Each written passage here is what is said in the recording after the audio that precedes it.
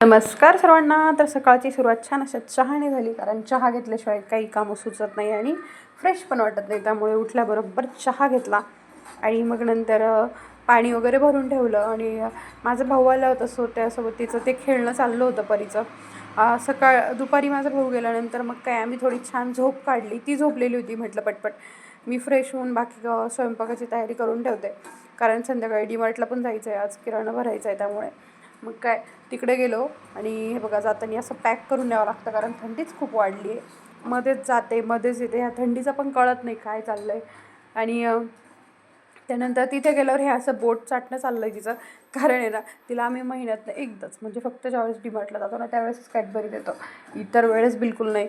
त्यामुळं मग हे असं ती पूर्ण आनंद घेते त्याचा. आणि मग नंतर घरी आल्यानंतर अशी मस्ती चालू होती तिची खेळायची. आणि काय तिच्याच भाषेत बोलते. आणि नखरे तर बघा ना, डोळे कसे फिरवते, मीच काय करते डोळे खूप बापरे, बघतच राहावी तिचे नखरे असं वाटतं ना.